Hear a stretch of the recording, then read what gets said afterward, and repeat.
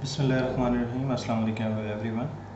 इस उम्मीद के साथ कि आप सब लोग खैर खैरियत से होंगे और अपना और अपनी फैमिली का बहुत ख्याल कर रहे होंगे। हम अपने लास्ट लेक्चर से बात को आगे बढ़ाते हैं। हमने लास्ट टाइम जो देखा था उसमें हमने स्टेट स्पेस मॉडल के बारे में बात की थी। स्टेट स्पेस देखा था कि क्या होता है, स्टेट स्पेस मॉडल बनाया कैसे जाता है। आज उसी को आगे बढ़ाते हैं। एक छोटी सी और एग्जांपल, कल लास्ट टाइम हमने एक मैकेनिकल सिस्टम की एग्जांपल सॉल्व की थी। अगर आपको कोई इलेक्ट्रिकल सर्किट हो, उसको अगर आपने सॉल्व करना हो तो उसके लिए हमारे पास क्या तरीक़ाकार होगा या हम किस तरह से प्रोसीड करेंगे। तरीक़ाकार वही होगा, लेकिन ज़ाहिर है कि एक छोटी सी एग्जांपल इलेक्ट्रिकल सर्किट के लिहाज से भी कर देते हैं ताकि आप लोगों को थोड़ी सी विजिबिलिटी हो जाए कि किस तरह से ये लिंक होती हैं चीज़ें।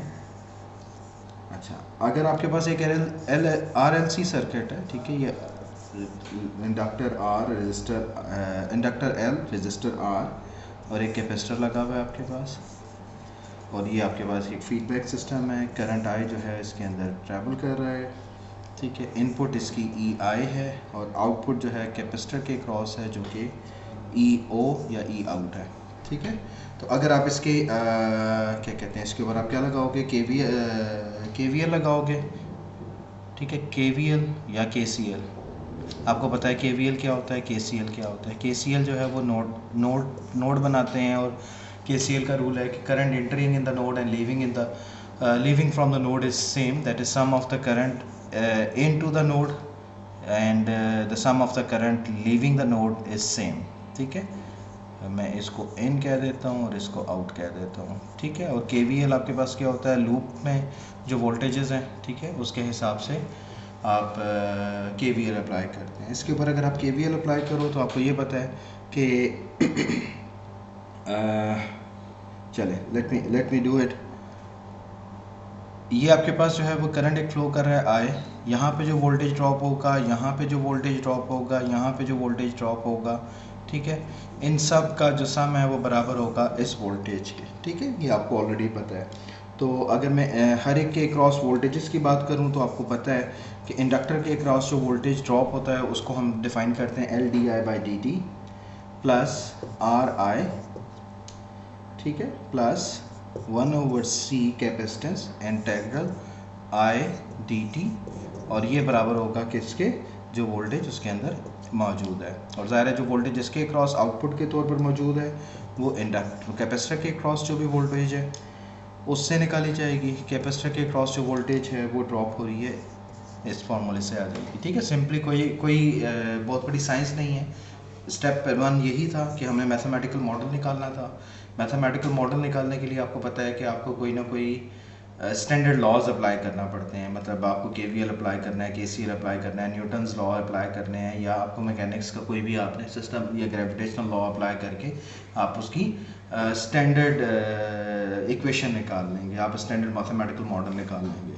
अगर मैथमेटिकल मॉडल आपने लिख लिया है तो उसके बाद अगला स्टेप बिल्कुल सेम है जो हमने मैकेनिकल सिस्टम के लिए किया था, उसमें कोई डिफरेंस नहीं है। तो मैकेनिकल सिस्टम में हमने क्या किया था, हमने नेक्स्ट स्टेप में इसको स्टेट वेरिएबल के हिसाब से हमने इक्वेशंस बनानी होती है। लेकिन मैं थोड़ी सी इसके अंदर क्या कहते हैं चेंजेस लेकर आता हूँ ताकि हम जो है वो अपने हिसाब से इसको थोड़ा सा रीअरेंज कर सके। अगर मैं इस इक्वेशन का डेरिवेटिव ले लूँ, ठीक है, मैं क्या चाह रहा हूँ, बेसिकली ये इंटीग्रल डिफरेंशियल इक्वेशन है। मैं चाहता हूँ इसको सारी की सारी क्या बन जाए, ये डिफरेंशियल इक्वेशन बन जाए, मतलब इसमें इंटीग्रेशन ख़त्म हो जाए, ठीक है। इंटीग्रेशन क्यों ख़त्म करना चाहता हूँ, ज़ाहिर है कि हम जो मॉडल बनाना चाहते हैं उस मॉडल के हिसाब से मैं चाहता हूँ मतलब जो स्टेट स्पेस मॉडल हम बनाना चाहते हैं उसमें सिर्फ डिफरेंट डेरिवेटिव्स या डिफरेंशियल्स होते हैं, ठीक है। तो अगर मैं इसके डेरिवेटिव की बात, इसको मैं डेरिवेटिव ले लूँ तो ये क्या बन जाएगा, ये बन जाएगा ई आउट का डॉट, इसका derivative equals to 1/c, integration और डिफरेंशिएशन आपस में कैंसिल हो जाएंगी और आपके पास जो रिज़ल्ट आ जाएगा वो ये आ जाएगा। अगर मैं इसको मज़ीद रीअरेंज कर लूँ तो मुझे आपको पता है कि करंट की वैल्यू क्या आ जाएगी, सी ई आउट डॉट, ये आपकी डिफरेंशियल इक्वेशन बन गई, ये आउटपुट डिफरेंशियल इक्वेशन होगी, ठीक है, क्योंकि इसमें आउटपुट इन्वॉल्व है और ये करंट जो है वो उस लूप का है। इसी तरह से अगर आप इस वाली इक्वेशन को भी डेरिवेटिव ले लो तो क्या बन जाएगा आपके पास, एल आई डबल डॉट, ये आई सिंगल डॉट है ना, तो ये क्या बन जाएगा, आई का डबल डॉट ठीक है, आई का double dot equals to, no not equals to, अच्छा जी, प्लस आई का डॉट, ठीक है, डॉट की जगह मैं डैश लगा देता हूँ ताकि डिफरेंस रहे क्योंकि आई का भी डॉट है, प्लस 1/c, इसका डेरिवेटिव आप लेंगे तो क्या बन जाएगा, सिंपल आई, ठीक है, equals to E I dot, ठीक हो गया। इसका डेरिवेटिव लेने, अच्छा ठीक है, ओके। एक और तरीके से भी आप इसको लेके चल सकते हो, मतलब डेरिवेटिव लिए बगैर भी आप जा सकते हो, यहाँ से जो आई की वैल्यू आई है वो इसके अंदर प्लग इन भी कर लो, वो ज़्यादा सिंप्लीफाई हो जाएगा। इससे भी प्रोसीड कर सकते हैं, लेकिन बाद में आपको इसको एक और दफ़ा मतलब जो थर्ड डेरिवेटिव आ जाएगा इसका, उसको आपको चेंज करने के लिए एक दफ़ा इंटीग्रेशन सारी, मतलब हर एक में एक एक्स्ट्रा इंटीग्रेटर डिफरेंशिएटर आ जाएगा, तो वो डिफरेंशिएटर जो है वो एक दफ़ा आप इंटीग्रेट करके भी उसको ख़त्म कर सकते हो। लेकिन आसानी से जो चीज़ हो सकती है वो ये है कि ये जो आई की वैल्यू आई है, इस आई की वैल्यू को यहाँ पे प्लग इन कर दो, ठीक है। तो अगर उसको उसके अंदर प्लग इन कर देंगे तो थोड़ी सी चीज़ें आसान हो जाएंगी। अगर आप इसको देखो तो आई क्या मतलब, आई की जगह ये लिखा हुआ है d/dt, आई की जगह मैंने सी ई आउट डॉट लिख दिया, ठीक है, plus R I C E dot ये लिख दिया आपने, plus 1/c integral of, okay, 1/c, I की जगह उसकी वैल्यू पुट की तो आपके पास सी ई डॉट, ठीक है, और dt, ठीक है, इक्वल्स टू ई इनपुट। तो अगर आप देखें तो ये क्या बन गया, ये आपके पास बन गया LC, ये आपके पास बन गया LC,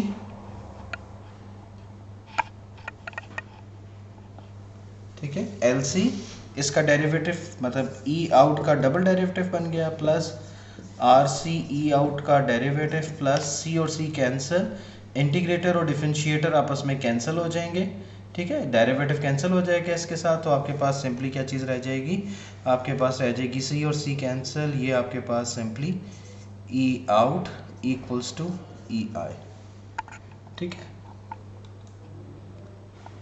तो अब आप बेशक इसको RLC सर्किट बनाने के लिए इसको मतलब डिवाइड कर दें, ई आउट कॉमन ले लें, ठीक है, इट्स अप टू यू। तो आपके पास जो इक्वेशन फाइनल इक्वेशन बन जाएगी, मैं उसको वो लिख रहा हूँ, E out double dot plus R/L, ठीक है, LC से हमने डिवाइड कर दिया है, E out dot plus 1/LC E out equals to 1/LC E I, ठीक है। तो ये अब आपके पास इंटेग्रल डिफरेंशियल इक्वेशन बन गई, मतलब आपका जो डिफरेंशियल इक्वेशन बनानी होती है हमने वो बना ली हमने, ठीक है। तो इस डिफरेंशियल इक्वेशन को हम जो है वो अब अपने जो भी दूसरा स्टेप है, हमने स्टेट वेरिएबल डिफाइन करना होता है, उस स्टेट वेरिएबल के हिसाब से हम इसको इस्तेमाल कर सकते हैं, ठीक है। इसका अगला स्टेप बिल्कुल सिंपल सा है, इसके हमने स्टेट वेरिएबल्स जो हैं वो डिफाइन करने हैं, तो अब आप इसके स्टेट वेरिएबल्स जो हैं वो डिफाइन कर सकते हो। तो ये आपके पास एक फाइनल डिफरेंशियल इक्वेशन आ गई है, ठीक है। Let's define the it's state variables. तो आपको पता है, फर्स्ट करो कि मैं कहता हूँ जो हमने पहले इस्तेमाल किया था, स्टेट वेरिएबल मैंने कहा x1, क्योंकि सेकेंड ऑर्डर इक्वेशन है तो हमने कह दिया कि आउटपुट जो है वो ई आउट x1 के बराबर है, यही आउटपुट आपकी रिलेशनशिप हो जाएगी, यही आउटपुट इक्वेशन है। और इसी के साथ हमने जो है वो x2 अगर मैं कहूँ तो x2 में कह सकता हूँ कि x2 बराबर है आपके पास ई आउट डॉट के, जो कि x1 डॉट के बराबर भी है, ठीक है। तो अब आप अगला स्टेप आपके पास सिंपल है, आपने इसके हिसाब से अगर इन डिफरेंशियल इक्वेशन की बात करें तो पहली डिफरेंशियल इक्वेशन बन जाएगी x1 डॉट निकालना है आपने, ठीक है। चलो यहाँ पर इसको थोड़ा सा यहाँ पे लेके चला जाता हूँ जी। तो पहला आपने निकाला डिफरेंशियल इक्वेशन x1 डॉट किसके बराबर होगा, ज़ाहिर है x2 के, ठीक है, जो भी हमने यहाँ पे लिखा हुआ है x1 dot is equals to x2, ठीक है।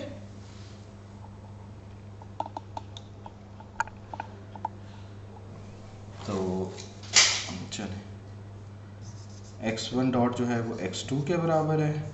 इसी तरह से x2 डॉट कहाँ से आ जाएगा, x2 डॉट यहाँ से आएगा। x2 डॉट किसके बराबर है, ई आउट डबल डॉट के। तो ई आउट डबल डॉट जो है वो बराबर है किसके, माइनस आर ओवर एल।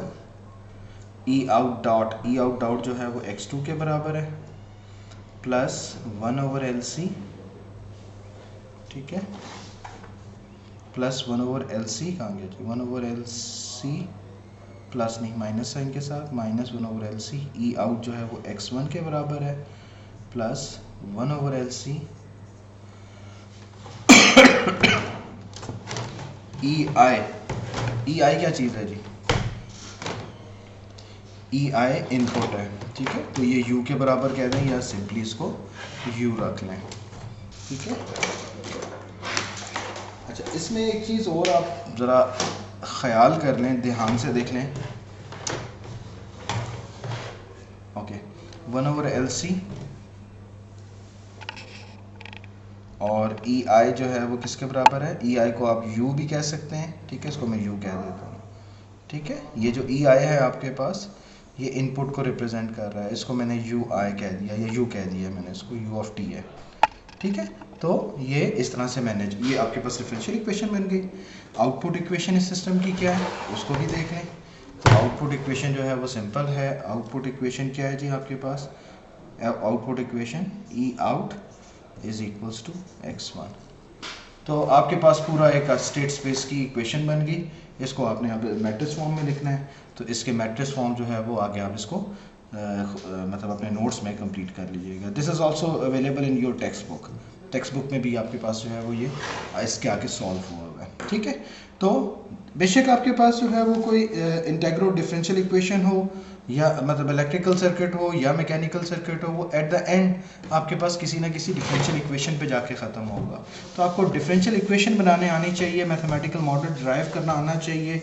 जाहिर है कि आपने इलेक्ट्रिकल सर्किट्स भी पढ़ा हुआ है, आपने मैकेनिक्स भी पढ़ी हुई है, तो आप वो ये मतलब आई एज्यूम कि आप लोगों को ये निकालना आता है और ये आपको निकालना आना चाहिए। अदरवाइज जो है वो do practice something some books. मैं आप लोगों को कोई असाइनमेंट्स भी दूंगा इंशाल्लाह, तो उन असाइनमेंट्स में भी इन क्वेश्चंस की आपको प्रैक्टिस हो जाएगी, ठीक है। इसी तरह से अगर आपके पास जो है वो एक और आपके फिगर 3-23 है, फिगर 3-23, उसमें भी आपके पास एक कोई इलेक्ट्रिकल सर्किट है, RLC सर्किट है आपके पास, RC सर्किट है, ठीक है, जिसमें 2 लूप्स इन्वॉल्व हो रहे हैं, ठीक है। I1 है आपके पास, EI है आपके पास, ठीक है। इसी तरह से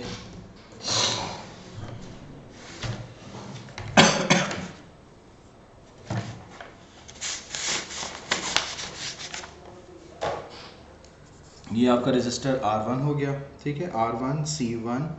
इसी तरह से आपका एक और रजिस्टर है R2 और कैपेसिटेंस C2, ठीक है। और यहाँ से ये फीडबैक हो गया, ई आउट आ गया आपके पास,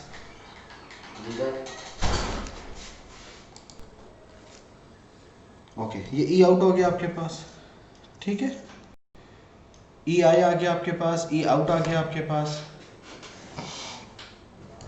ठीक है। ये मतलब एक RLC सर्किट है, सॉरी RC सर्किट है जिसमें 2 लूप्स हैं, आपके पास ये I2 करंट है, ठीक है। इस तरह का सर्किट आप लोगों ने वैसे भी बहुत सॉल्व किए हुए होंगे अपने इलेक्ट्रिक सर्किट के कोर्स में, इलेक्ट्रिक सर्किट्स में, ठीक है। तो इसमें भी आप KVL लगाओगे और जाहिर है कि कैपेसिटर के क्रॉस जो वोल्टेज है वो आपको पता है, रजिस्टर के क्रॉस जो वोल्टेज है वो आपको पता है। तो अगर मैं इसकी डायरेक्ट इक्वेशन लिख दूँ तो that equation can be written as 1 over C1 integral of, जाहिर है 2 करंट्स हैं आपके पास, I1 माइनस I2, तो I1 माइनस I2 2 करंट्स यहाँ पे आ रहे हैं, ठीक है। तो I1 माइनस I2 dt, ठीक है, डिफरेंस ऑफ द करंट का डेरिवेटिव, वो आपके पास इसके क्रॉस वोल्टेज सॉरी इस कैपेसिटर के क्रॉस वोल्टेज आ गई, जबकि रेजिस्टर के क्रॉस जो वोल्टेज है वो सिंपली R1 और I1 आ गया आपके पास, ठीक है। और ये किसके बराबर है, ये टोटल इनपुट जो करंट है उसके बराबर आ गई। इसी तरह से अगर मैं दूसरी इक्वेशन की बात करूं तो इसकी दूसरी इक्वेशन भी हम लिख सकते हैं, मतलब दूसरे लूप की इक्वेशन, सेकंड लूप की equation 1 over C1 integral of I2 minus I1 ठीक है, I2 माइनस I1 इसके क्रॉस सॉरी इंटीग्रल ऑफ जी, ठीक है। इस कैपेसिटर के क्रॉस I2 माइनस I1, ये रेजिस्टर है, ये सिंपली I2 करंट इसके अंदर से पास कर रही है, R2 I2, और उसके बाद कैपेसिटर, सेकंड कैपेसिटर जो कि आउटपुट कैपेसिटर के तौर पे भी इस्तेमाल हो रहा है, उसके क्रॉस जो वो कर वोल्टेज ड्रॉप होगा that is given by I over C2 into I2 dt, ठीक है। और ये किसके बराबर है, ये बराबर है आपके ज़ीरो, मतलब कोई करंट इससे लीव नहीं, मतलब जो भी लूप है यहाँ पे कोई इनपुट सोर्स नहीं है, ठीक है। तो वोल्टेज सोर्स मौजूद नहीं है तो ये ज़ीरो हो गया। और आउटपुट इक्वेशन अगर आप लिखो तो कैपेसिटर 2 के क्रॉस जो वोल्टेज ड्रॉप है that is your output voltage which is given as I2 dt equals to E out. तो ये आपकी इंटीग्रल डिफरेंशियल होगी। इसको आप फिर सिंप्लीफाई करके प्रॉपर डिफरेंशियल इक्वेशन के तौर पर लिख सकते हो, और इसका कोई भी रिजल्ट अगर आपने इसका ट्रांसफ़र फंक्शन निकालना है या स्टेट स्पेस मॉडल निकालना है तो आप उसके हिसाब से निकाल सकते हो, ठीक है। आउटपुट ओवर इनपुट वोल्टेज का क्या आपके पास रिलेशनशिप आएगा, you can rearrange all this and you can get that transfer function और the state space model whatever you want, ठीक है। So it's not that difficult. Okay, ये थोड़ी सी आपकी एग्जांपल की मैंने प्रैक्टिसेस थोड़ी सी आपको प्रैक्टिस करवा दी है। अच्छा, नॉर्मली आप देखोगे कि स्टेट स्पेस मॉडल में आपके पास जो है वो कभी ऐसा होगा कि आपके पास एक ही इनपुट होगी। फॉर एग्जांपल आपके पास एक U इनपुट है, U1 एक इनपुट है, और उसी का कोई डेरिवेटिव UI डेरिवेटिव आ रहा है, उसी का कोई डेरिवेटिव U1 का डबल डेरिवेटिव। ये कहने को तो ये एक ही इनपुट है, उस इनपुट का डेरिवेटिव फिर एक और डेरिवेटिव। लेकिन अगर मतलब मैं अपनी आसानी के लिए, ज़रा एक और तरीका भी होता है, एक थोड़ा सा लेंथी प्रोसेस है कि जिसमें आप ये सारी चीज़ें जो है वो एक ही इनपुट की डेरिवेटिव और उसके लिहाज से स्टेट स्पेस मॉडल बनाते हो। लेकिन मैं रिकमेंड ये करता हूँ कि आप इसको समझ लें कि ये आपके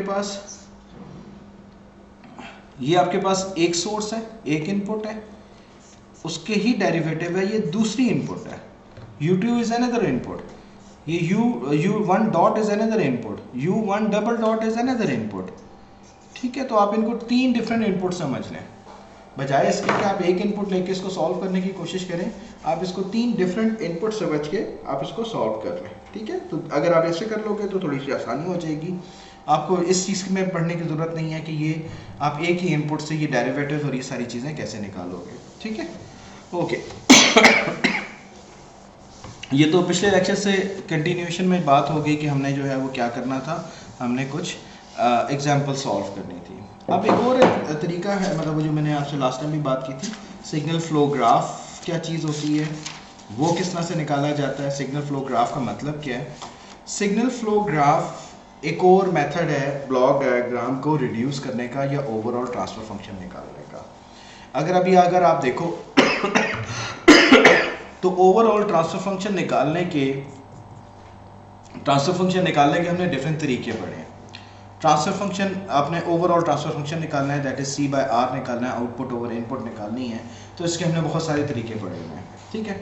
इसके बहुत सारे तरीके अगर आप देखें तो पहला तरीका हमने पढ़ा था इक्वेशन के थ्रू हमने सॉल्व किया। दूसरे तरीके में हमने क्या किया, हमने उसकी ब्लॉक डायग्राम अलजेब्रा पढ़ा और उसको रिड्यूस किया। फिर हमने स्टेट स्पेस मॉडल पढ़ा और उसमें हमने एक फार्मूला डिराइव किया कि स्टेट स्पेस अगर आपके पास मॉडल मौजूद है तो उससे आप ट्रांसफर फंक्शन कैसे निकाल सकते हो। फिर अब एक और तरीका मैं आप लोगों को बताने लगा हूँ, that is known as the signal flow graph, ठीक है। सिग्नल फ्लो ग्राफ क्या चीज़ है, सिग्नल फ्लो ग्राफ का मतलब क्या है कि हमारे पास कोई एक जो भी ब्लॉक डायग्राम होगी उसको हम उसका कोई फ्लो डायग्राम बना लेंगे, उसका कोई ग्राफ, सिग्नल फ्लो कैसे सिग्नल फ्लो कर रहे हैं उसका एक ग्राफ बना लेंगे। क्या मतलब है इसके थोड़ी देर में बात करता हूँ, लेकिन कुछ डेफिनेशंस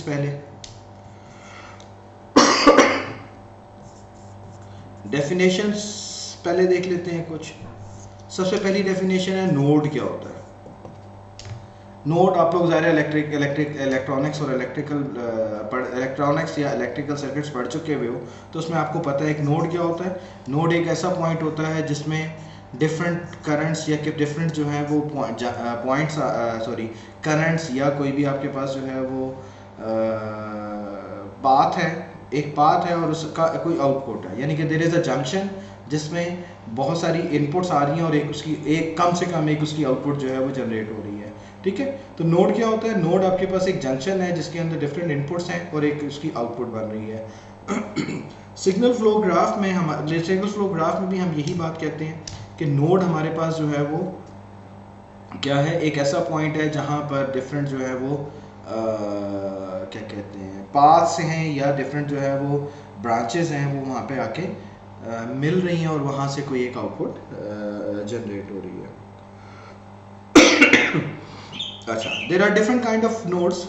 एक होता है आपके पास इनपुट नोड, एक होता है आउटपुट नोड, ठीक है, और एक होता है मिक्स नोड। ठीक है, नोड की आपके पास 3 टाइप्स हो सकती हैं। नोड जो भी है आपके पास, या तो वो इनपुट नोड होगा। इनपुट नोड का मतलब क्या है? इनपुट नोड एक ऐसा स्पेशल नोड है जिसमें कोई मतलब उसमें कोई ब्रांच एंटर नहीं हो रही होती बल्कि सिर्फ आउट हो रहा होता है। ठीक है, आउटपुट नोड एक ऐसा नोड होता है जिसमें बहुत सारी ब्रांचेस इन हो रही होंगी, मतलब कोई branch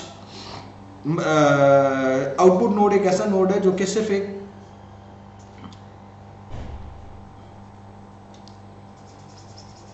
input node is just like this कि आपके पास एक इनपुट है, उसके अंदर से इसके पीछे कुछ नहीं होगा।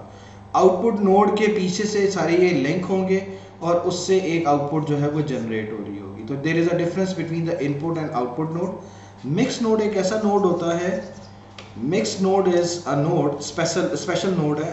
इसको मैं यूजुअली जो है वो हॉलो सर्कल से रिप्रेजेंट करता हूँ। मिक्स नोड क्या है? आपके पास डिफरेंट ब्रांचेस आ रही हैं और ये नोड एज अ समर काम कर रहा होता है। ठीक है, मिक्स नोड क्या है? एक हॉलो सर्कल जिसमें आपके पास डिफरेंट ब्रांचेस आ रही होंगी और वो as a summer output generate कर रहा होगा। इसमें और इसमें काफ़ी हद तक मुमासलियत हो सकती है। ठीक है, मतलब आउटपुट नोड को आप जो है वो मिक्स नोड के तौर पे भी ट्रीट कर सकते हो कि उसमें कम से कम कोई एक ब्रांच पीछे से आ रही होगी और उससे कोई ना कोई आउटपुट जनरेट हो रही होगी। ठीक है, ओके, यहाँ तक बात कर ली। पाथ क्या होता है? फॉरवर्ड पाथ हो या रिवर्स पाथ हो। पाथ होता है मतलब एक स्ट्रेट लाइन, एक पाथ जो कि ए पॉइंट को बी पॉइंट से ज्वाइन कर रहा है। इसके दरमियान में बहुत सारे गेन्स आ सकते हैं, बहुत सारे ब्लॉक्स आ सकते हैं। ब्लॉक डायग्राम से आपको एक्सप्लेन करूंगा मैं। एक बात है, यानी कि ए से बी तक पहुंचने का जो पाथ है उसको आप क्या कहते हो? मतलब एक रास्ता जो कि ए को बी से ज्वाइन कर रहा है, इसके दरमियान अगर कोई गेन्स मौजूद हैं तो वो गेन्स उसके क्या कहेंगे? पाथ गेन्स के नाम से जाने जाएंगे। ठीक है, पाथ का मतलब क्या है? ए को बी से ज्वाइन करने का जो भी तरीका है या रास्ता है उसको आप पाथ कहोगे, और उसके दरमियान आने वाले जितने भी गेन्स हैं उनको आप आपस में मल्टीप्लाई कर दोगे तो वो पाथ गेन कहलाएगा। इसी तरह से एक डेफिनेशन है लूप। लूप क्या होता है? लूप होता है कि आप एक पॉइंट से शुरू करो, डिफरेंट पॉइंट से गुजरने के बाद दोबारा उस पॉइंट पर वापस आ जाओ। मतलब you started from A and passing through different points you come back to same point, तो ये एक पूरा लूप बन रहा है। तो इसको हम लूप का नाम देंगे। ठीक है, और इसके अंदर जितने भी गेन्स इन्वॉल्व हो रहे होंगे उनको हम क्या कहेंगे? लूप गेन्स का नाम देंगे। अभी मैं इसको एग्जांपल से एक्सप्लेन भी करूंगा तो आपको समझ ज़्यादा डिटेल में समझ आ रहेगा, लेकिन अभी मैं आपको जो है वो सिर्फ बता रहा हूँ कि ये कुछ डेफिनेशंस हैं जो आपको जहन में रखनी होगी आगे प्रोसीड करने के लिहाज से। अगर पाथ जो है वो फॉरवर्ड पाथ है, ठीक है, तो उसका जो गेन होगा वो फॉरवर्ड पाथ गेन होगा। अगर पाथ जो है वो फीडबैक है, मतलब फीडबैक में कोई पाथ है तो वो फीडबैक पाथ गेन हो सकता है। ठीक है,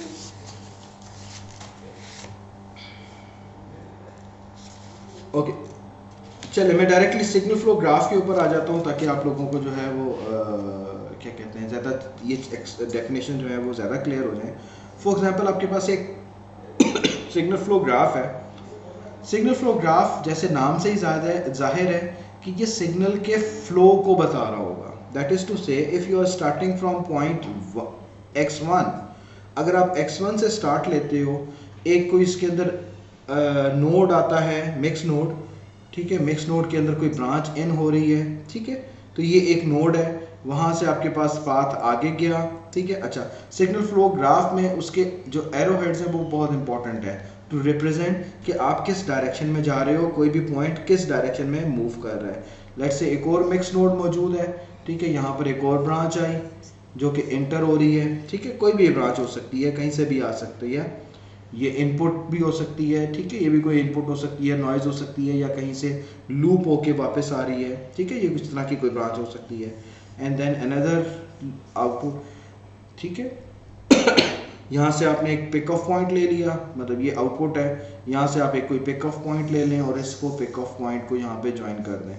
तो अगर ये पिक ऑफ पॉइंट है, पिक ऑफ पॉइंट का मतलब क्या है कि it is just a junction, it is not a node, it is not a mix node, it is just a jumper, जो आपने जंपर यहाँ से लगा के इस सिग्नल को यहाँ तक पहुँचा दिया ताकि इन दोनों सिग्नल्स ऐड हो जाएं। तो अगर आप देखें इस मिक्स नोड में 3 इनपुट्स मतलब ऐड हो रही हैं, ठीक है, एक ये इनपुट है, एक ये इनपुट है और एक ये इनपुट है, तीनों मिलके ऐड होके कोई आउटपुट जनरेट कर रही हैं, जो कि यहाँ पे ये आउटपुट है। ये आपके पास, इसको देखें तो आपके पास यहाँ पे 2 इनपुट्स हैं और उससे एक आउटपुट जनरेट हो रही है, ये भी मिक्स नोड है। इसकी अगर मैं बात करूँ तो ये इनपुट नोड है आपके पास, इसको हम चलें सॉलिड बना लेते हैं, और अगर मैं इसकी बात करूँ तो ये आउटपुट नोड है, इसको चलें सी लिख देता हूँ मैं, ठीक है। अब ये जो सिग्नल, अगर आप देखें तो इसके ऊपर सिग्नल के फ्लो की पूरी डायरेक्शंस क्लियर है कि ये सिग्नल कहाँ से फ्लो करेगा, कहाँ आ रहा है, ठीक है। अगर मैं इनके ऊपर, अच्छा, अगर मैं इनके ऊपर गेन्स लिख दूँ, लेट्स से इसका गेन A1 है, इसका गेन A2 है, यहाँ पे जो गेन है वो A3 है एंड सो ऑन, तो ये कहलाएंगे आपके पास गेन्स। अगर मैं फॉरवर्ड पाथ की बात करूँ तो this is the forward path, ये जो स्ट्रेट लाइन है x1 से लेकर c तक जाने का जो रास्ता है वो फॉरवर्ड पाथ है। इस फॉरवर्ड पाथ के गेन की मैं अगर बात करूं तो उस गेन का मल्टीपल देख लें, जो जो गेन आ रहे हैं उनको आपस में मल्टीप्लाई कर दें। तो फॉरवर्ड पाथ गेन की बात करूं तो A1 A2 और A3 को अगर मैं मल्टीप्लाई कर दूं तो ये जो चीज़ बन रही है इसको हम कहेंगे फॉरवर्ड पाथ गेन। लूप की बात करूं तो एक पॉइंट ये है, यहाँ से आपके पास सिग्नल जा रहा है आगे यहाँ तक आता है, यहाँ से ये वापस आके दोबारा इस पॉइंट को ज्वाइन कर रहा है, बेशक वो नोड है या बेशक वो पिक ऑफ पॉइंट है, लेकिन ये एक लूप को रिप्रेजेंट कर रहा है, ठीक है, दिस इज वन लूप, ठीक है। तो ये लूप हो गया। इस लूप के अगर गेन की बात करो तो A1 इसमें शामिल है, लेट्स से जी A3 आपका इस जंपर के बाद मल्टीप्लाई हो रहा है, तो A3 ये आपके पास 1 कर दे, A3 फीडबैक, लेट्स से ये आपके पास B1 है फीडबैक में, तो इसका लूप गेन अगर मैं बात करूं तो इसका लूप गेन क्या है, loop gain is equals to A2 and B1, this is the loop gain, ठीक हो गया। तो this is the basic definition of the, जो भी हम चीज़ें इस्तेमाल करेंगे अपने सिग्नल फ्लो ग्राफ में।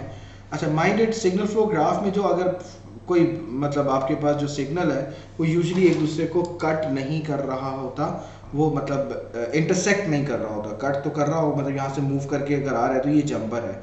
अगर मैं यहाँ से कोई सिग्नल बना दूँ कि जी ये वाली जो इनपुट है ये कहीं से आ रही है, फॉर एग्जांपल यहाँ से आके यूँ आ रही है, ठीक है, तो ये यहाँ पे कट नहीं हुई हुई, जिस तरह जंपर है एक तार के ऊपर से तार गुजर गई है तो ये उसी तरह से होती है, they are not intersecting each other और बाईपासिंग ईच अदर, ठीक है। लेकिन अगर आपने रिप्रेजेंट करना है कि ये यहीं से स्टार्ट हो रही है तो इसका मतलब क्या है, you have to write it that way कि जी ये जंपर है और ये जंपर जो है जहाँ से उठा के आप कहीं लूप पे लेके जा रहे हो, ठीक है, तो that may become another loop in that case.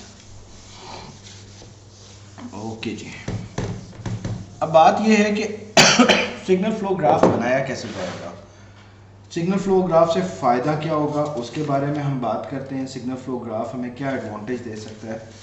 चलें, पहले तो अगर आपके पास कोई एक इक्वेशन लिखी हुई है, फ़र्ज़ करें कि आपके पास एक इक्वेशन लिखी हुई है x1 x2 और x3, a11 x1 plus a12 x2 plus a13 x3,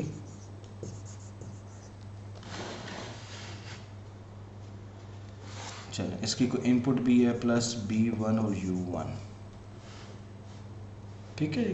इसी तरह से आपके पास x2 है, x2 is a21 x1 a22 x2 a23 x3 plus b2 u2 x3 की बात करूं तो a31 x1 plus a32 x2 plus a33 x3 plus b3 u3। ठीक है, चल इसमें कोई इनपुट नहीं है, सॉरी। चलें इसका सिग्नल फ्लो ग्राफ बनाते हैं। क्या बनाने लगा हूं मैं, इक्वेशन लिखी भी है, उस इक्वेशन का इक्विवेलेंट सिग्नल फ्लो ग्राफ बनाने की कोशिश कर रहा हूं मैं। ठीक है, तो लेट्स मेक इट।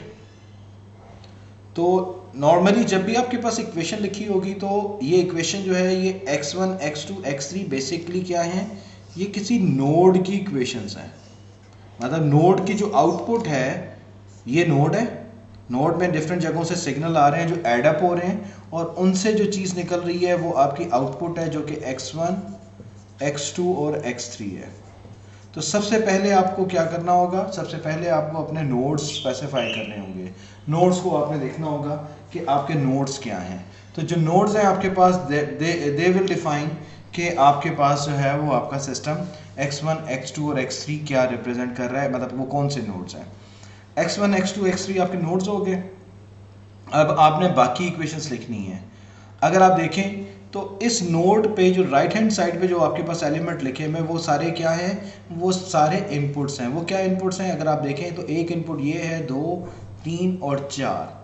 मतलब इसका मतलब है इस नोड की 4 इनपुट्स हैं। मतलब इस नोड में 4 ब्रांचेस आ रही हैं जो कि आपस में सम अप हो रही हैं। अब ये ब्रांचेस कहाँ से आ रही हैं वो बात की बात है, लेकिन वो ब्रांचेस देखें,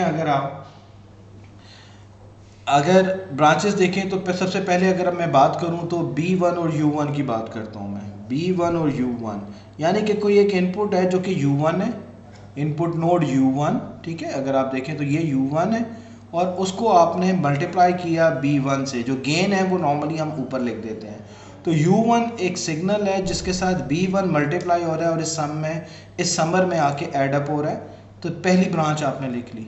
अगर आप देखें तो एक और इनपुट लिखी हुई है जो है x1, जो कि ये आउटपुट है।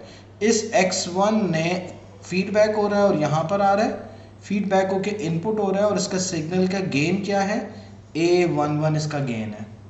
ठीक हो गया, B1 से ये आ गया, A11 ये आ गया आपके पास।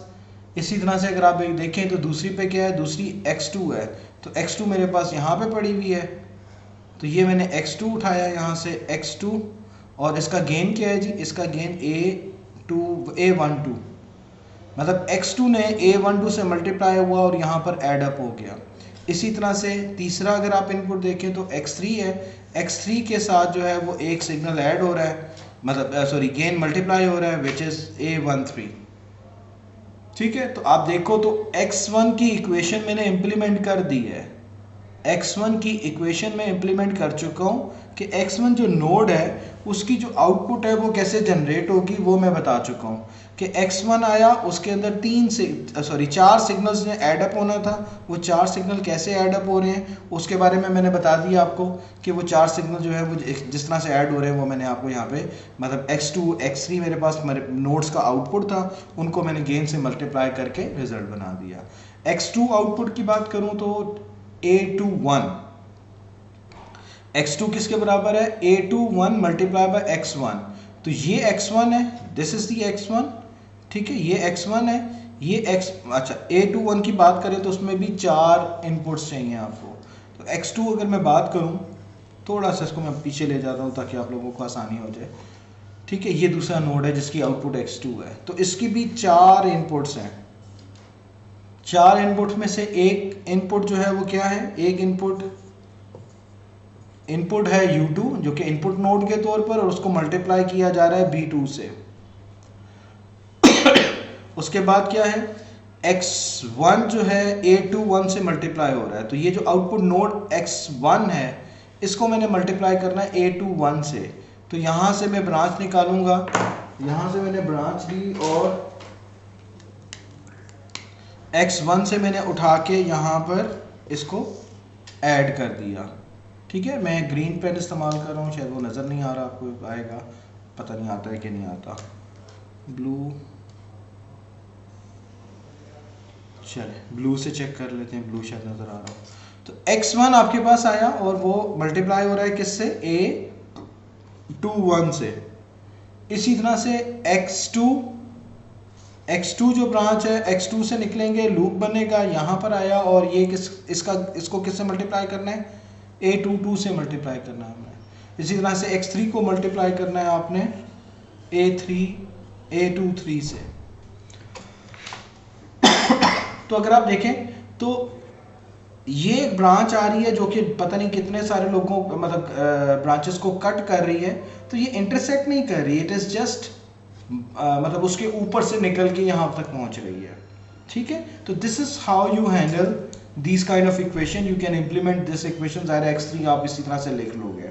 ठीक है, अगर आपके पास ये इक्वेशन लिखी, मतलब ये आपके पास ब्लॉक डायग्राम बनी हुई हो या सिग्नल फ्लो ग्राफ बना हुआ हो, इससे इक्वेशन लिखनी हो तो you can do that as well. ठीक है, मतलब इसका रिवर्स प्रोसेस में आप जाके हर नोड की इक्वेशन लिखेंगे कि जी नोड ये है, इस नोड की आउटपुट ये है और इसके अंदर ऐड अप होने वाले सिग्नल्स क्या क्या हैं वो सारे इसके अंदर आ जाएंगे।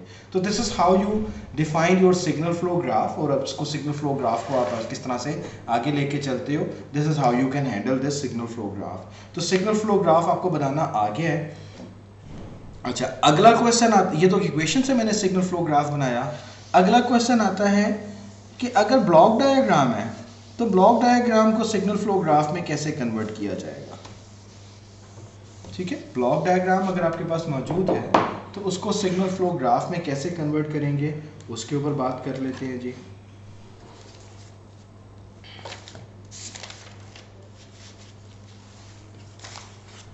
अच्छा, नॉर्मली अगर आपके पास एक सिंपल स्ट्रेट फॉरवर्ड पाथ है, ये एक ब्लॉक है, ठीक है, जिसका गेन g है, मतलब g, और ये इनपुट है, ये आउटपुट है। ओपन लूप सिस्टम r और c, g आपके पास इनपुट है। ठीक है, इसका सिग्नल फ्लो ग्राफ बनाना है तो इनपुट नोड और ये आउटपुट नोड, जो ब्लॉक्स हैं वो हम रिमूव कर देते हैं, उनकी जगह हम स्ट्रेट लाइन लिख देते हैं और डायरेक्शन डाल देते हैं, और जो ब्लॉक के अंदर गेन लिखा होता है वो सिंपल उस ब्रांच के ऊपर, उस लाइन के ऊपर, उस फ्लो के ऊपर या जो भी पाथ है उसके ऊपर एज अ गेन लिख देते हैं। ठीक है, वेरी सिंपल। ब्लॉक जो भी है that will be converted in a straight line, path उसी तरह से चलेंगे, ये इनपुट नोड है, ये आउटपुट नोड है, वो एज इट इज आ गया आपके पास। ठीक है, और जो ब्लॉक है that will be converted as a gain over that path. ठीक है, अच्छा, अगर आपके पास समर होता है, चले मैं स्टैंडर्ड ब्लॉक डायग्राम बना लेते हैं, प्लस माइनस जी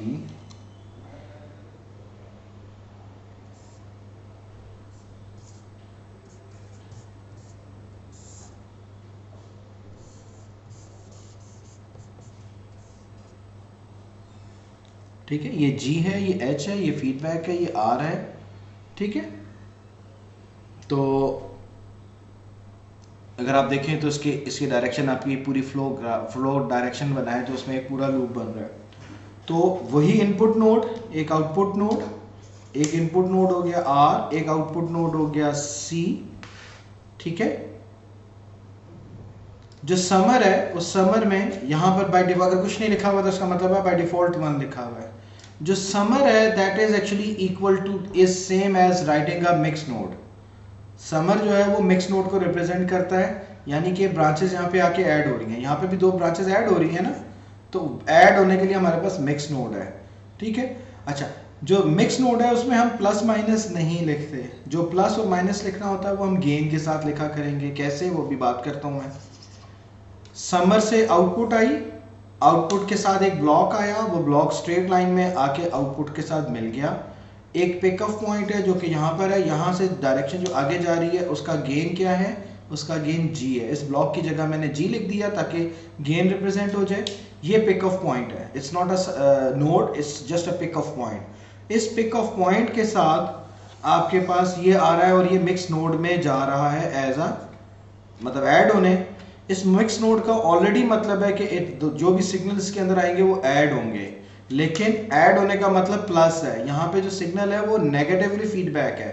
तो अगर मैं इसके गेन की बात करूं तो गेन इसका h है, लेकिन ये यहाँ पे जाके नेगेटिवली ऐड हो रहा है। तो नेगेटिवली ऐड होने का मतलब क्या है कि इसके साथ मैं माइनस लगा दूं ताकि यहाँ पे तो आके तो सिर्फ प्लस ही होना है ना, यानी कि ये वाला सिग्नल प्लस दिस सिग्नल। तो ऑलरेडी जो माइनस साइन है वो हम जो है वो कहाँ लगाएंगे, उस गेन के साथ लगाएंगे जो यहाँ पे फीडबैक में आ रहा है। तो इसका फीडबैक गेन आ गया नेगेटिव साइन के साथ, तो यहाँ पर आपके पास दोनों नेगेटिव हो गए, मतलब ये ऐड हो गया, ये मतलब यहाँ से आके आर प्लस दिस फीडबैक, और क्योंकि ये नेगेटिव है तो खुद बहुत नेगेटिव हो जाएगा। तो now this is a loop, ये भी एक लूप को रिप्रेजेंट कर रहा था, लूप को रिप्रेजेंट कर रहा था। यहाँ पे आपके पास डायरेक्शन, अच्छा सिग्नल फ्लो ग्राफ में डायरेक्शन बहुत इंपॉर्टेंट है, तो डायरेक्शंस आपने एरो हेड्स के साथ जरूर मेंशन करनी है। ठीक हो गया, ये फीड फॉरवर्ड पाथ हो गया, ये फीडबैक पाथ हो गया। अब इसमें आप जितनी मर्जी प्रैक्टिस कर लें, जितने मर्जी आप जो है वो लूप्स देख लें, तो हम जो है वो इसकी एग्जाम मतलब बेसिकली ब्लॉक डायग्राम में यही दो चार चीज़ें होती हैं, गेन होता है, फीडबैक होता है, नेगेटिव या पॉजिटिव एडिशन हो रही होती है समर के तौर पर, तो वो हमारे पास ऑलरेडी मौजूद होता है। ठीक है, तो इसको फिलहाल यहीं तक रखते हैं। नेक्स्ट वीक के इंशाल्लाह लेक्चर में मैं आपको सिग्नल फ्लो ग्राफ की एग्जांपल्स हम सॉल्व करेंगे, जिसमें देखेंगे कि ब्लॉक डायग्राम, एक कॉम्प्लिकेटेड ब्लॉक डायग्राम को सिग्नल फ्लो ग्राफ में कैसे कन्वर्ट किया जाता है, और फिर उसको हम जो है वो उसका C/R कैसे निकाला करेंगे। ठीक है, उसके लिए हम जो है वो एक मेसन गेन फार्मूला कहते हैं उसको इस्तेमाल करेंगे। उसके ऊपर हम इंशाल्लाह नेक्स्ट लेक्चर में बात करेंगे। Thank you very much.